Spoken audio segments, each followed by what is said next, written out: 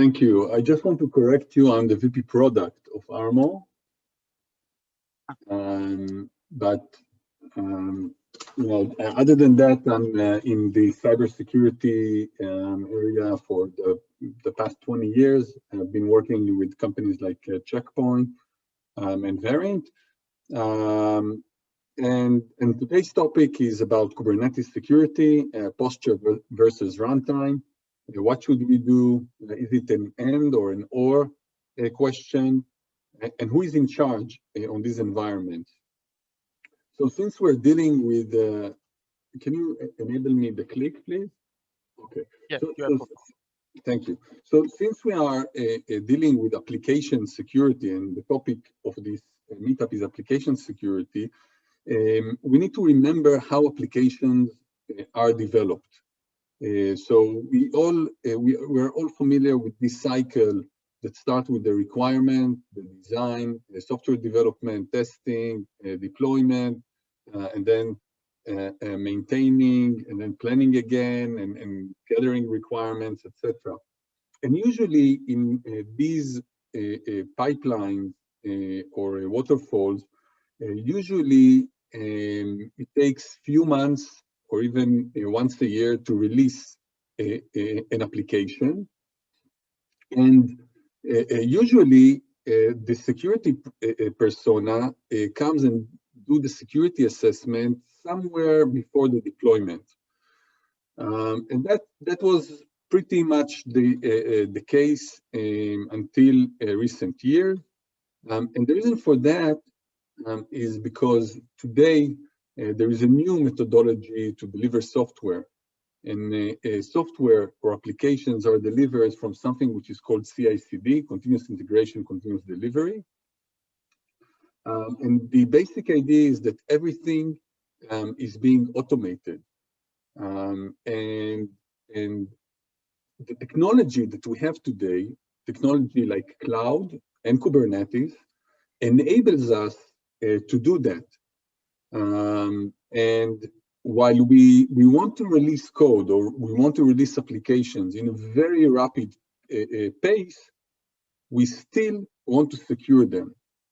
And now let's see how it is done today.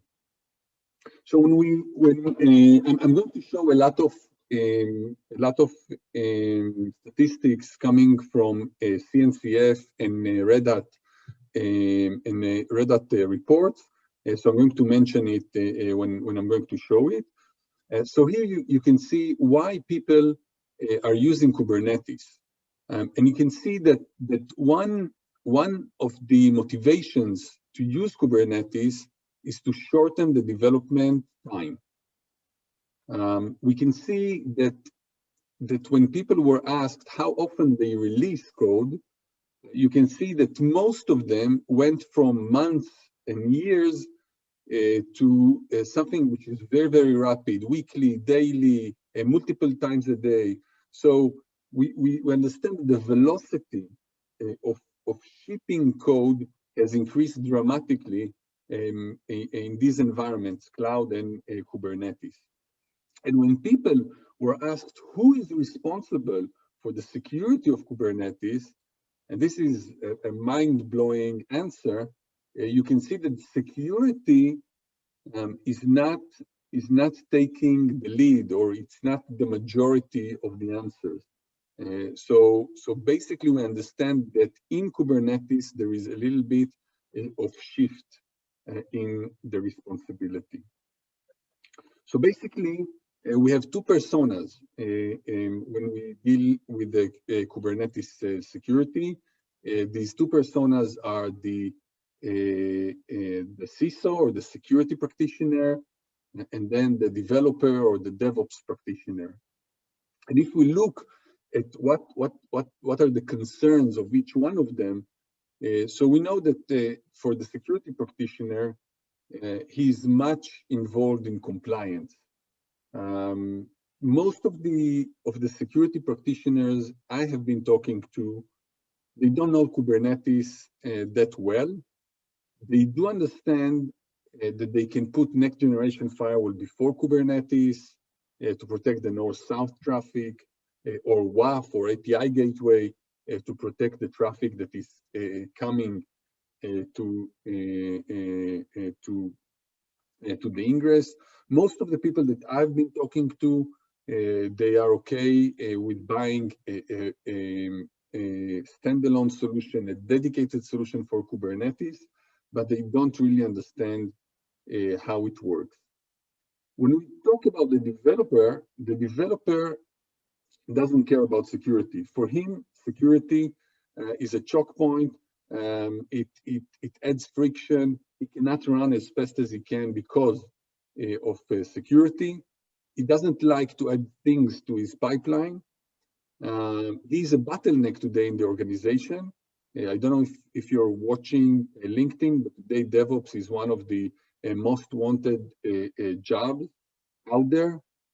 They don't want people to touch their production, and they always say shift left, and I will talk about shift left in a few slides. And everything that they do is basically managed by code. It's called infrastructure as code. For both of them, visibility is very important, and secret management is also very important.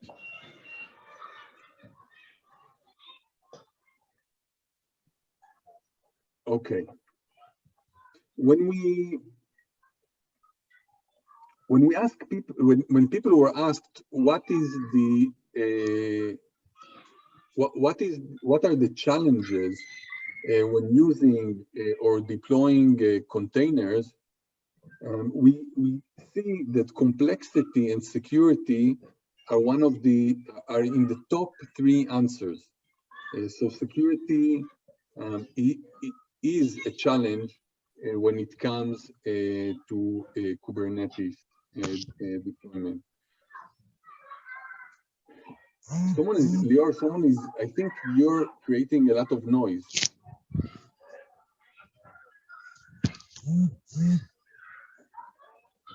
Okay, sorry for that.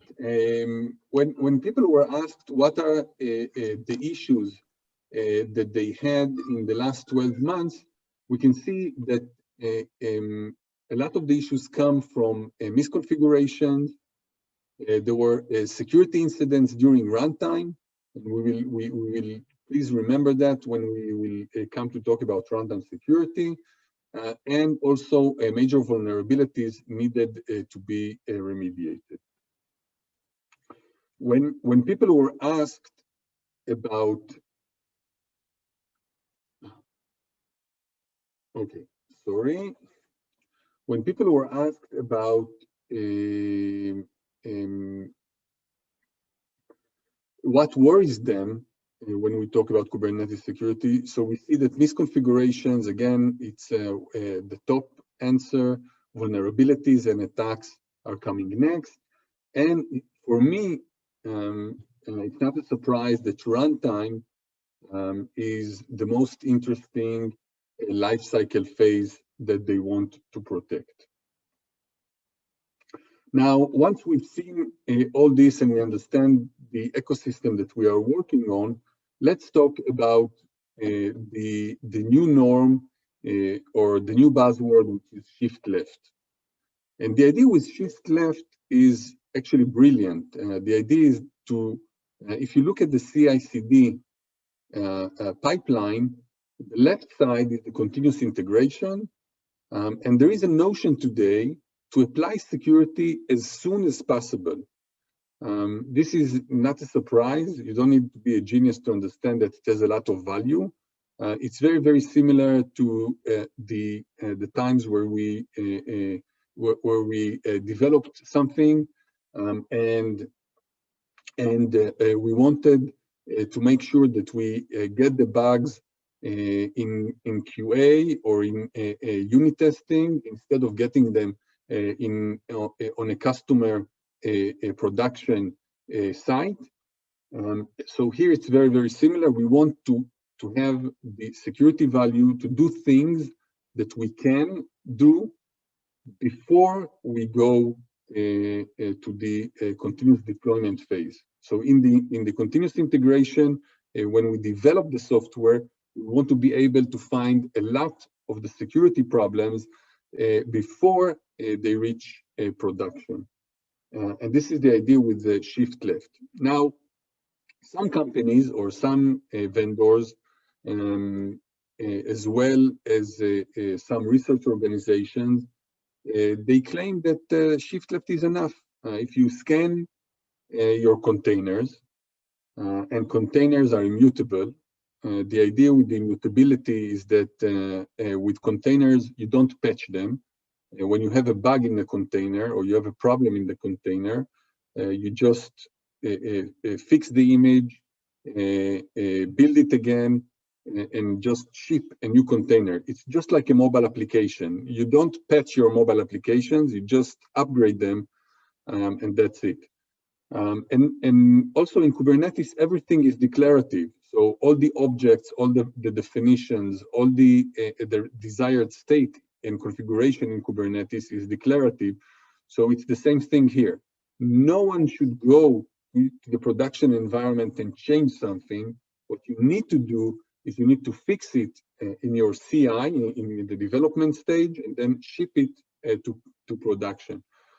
So this is why people claim if you do a good hygiene on the development and you scan your containers for known vulnerabilities, and you scan your code, and you scan the configuration of Kubernetes, once you ship it, there shouldn't be any security issue.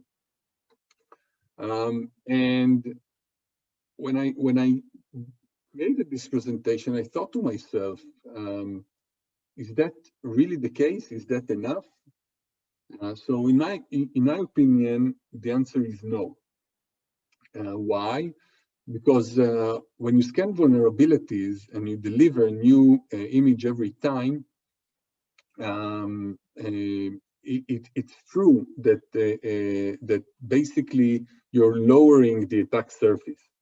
But if the attacker has a 0-day or is using a known vulnerability to insert a malware, and you didn't patch this specific vulnerability, the attacker knows how to use it, and he will exploit it again and again and again. And you know what? Even if you ship new containers, how do you know that the attacker didn't move from the container to the host and is now sitting on your host and doing bad stuff on your host? You can't really know. Another claim that people can argue about is that microservices are predictable. It's a small piece of code that does a very, very dedicated job. And since it is very, very predictable, you just need to watch for abnormal behavior, and that's it. But the problem is that if you're working with containers and Kubernetes a lot, you understand that this is not really the case. There are different types of workloads that load things when they run, that you can't really watch their behavior and decide what is normal and what is abnormal, which leads to a lot of false positives. So, you know, again, in my opinion, shift left is a good thing, but basically it doesn't cover everything. When we look at Gartner and what Gartner are saying about a container and workload security, they talk about protecting the shifting left or protecting in the CI stage. And basically here you can see exactly what I said before. What they do is they scan for vulnerabilities, they scan the configuration, they try to find secrets and malwares on the artifact itself. But then in runtime, they do the runtime stuff, the application control, the behavioral monitoring, the host IPS, the anti-malware, etc. Things that are really, really dedicated and aimed for runtime security.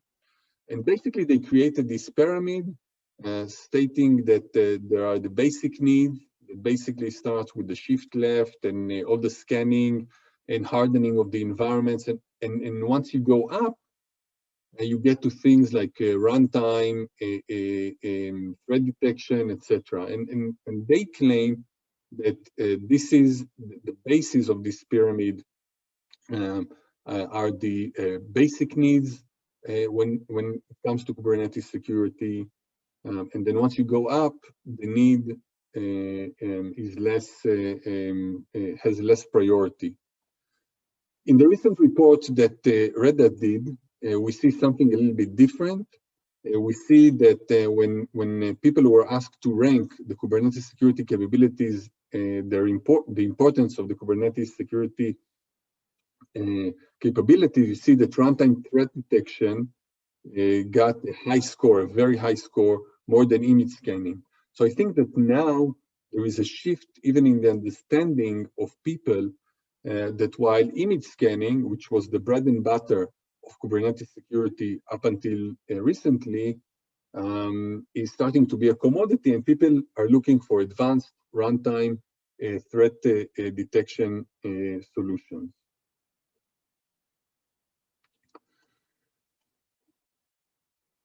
So when we talk about existing solutions in Kubernetes security today, we see that basically we have the posture scan, the Kubernetes posture scan, and we have the runtime protection. And both of them are suffering from major challenges and major problems that you need to be aware of. In many organizations, when I talk with the developers and DevOps, they share their frustration of endless patching of vulnerabilities. Basically, if you scan a container today, you will find hundreds of vulnerabilities. Most of these vulnerabilities has no context. It's just say they have a certain severity. And some development organizations, they feel that what they do is they chase the patching instead of developing new features, and it's kind of a frustration for them. There are a lot of misconfigurations in these environments. Kubernetes is a great product that gives you a lot of capabilities, but with a lot of capabilities comes a lot of configuration and complexity. And you can make mistakes that will cause a breach or breaches in some cases.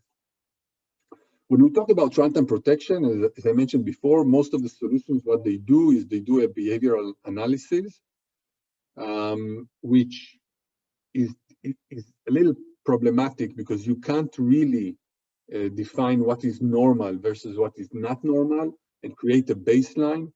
It creates a lot of false positives, and of course, it has a performance impact because you need to deploy something in runtime that will monitor your environment. So, just to see what we talked so far, we have a Kubernetes posture management that basically builds this fence.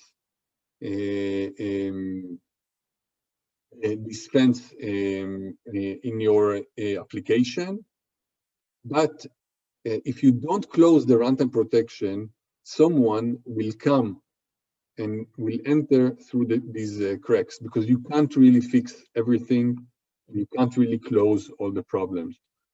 This is what we do in Armo. We do something which is a little bit different from what other companies are doing. We are adding both in the posture management and in runtime. We're adding visibility controls and seamless security in these environments.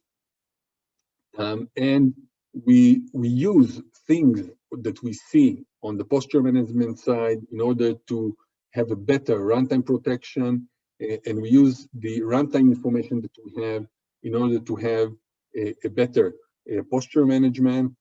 And using this cycle, we are able to give you a solution which is focusing you on the right things that matters and gives you the highest level of security, which Leonid will elaborate on it at the end of this meetup. So my key takeaways from this session is that, in my opinion, you need both the posture management and the runtime protection.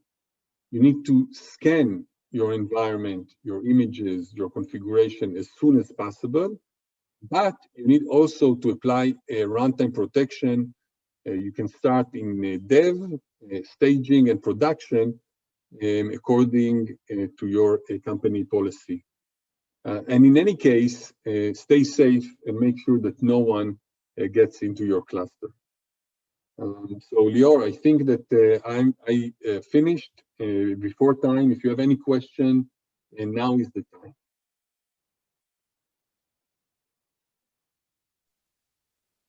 Okay, so thanks, Amir.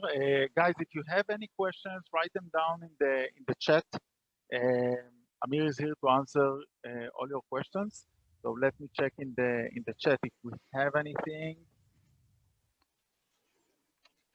Okay, no, so there is a question. There is a question if our runtime is a RASP solution. No, it is not.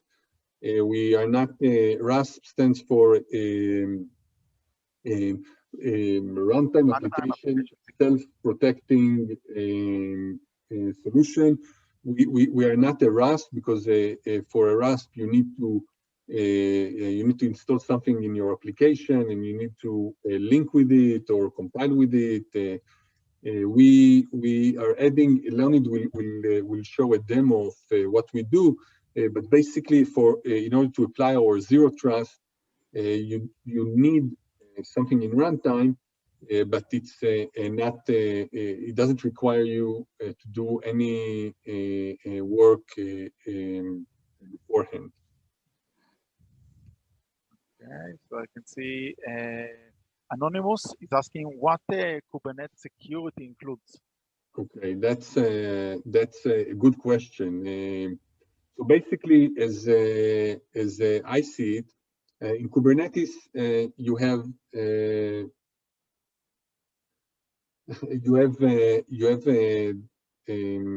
following risks that you need to mitigate. One is connections that comes from the outside.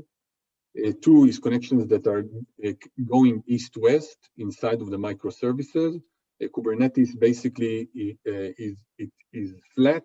So basically you have multiple namespaces, multiple applications. Theoretically, they can talk with one another because it's flat.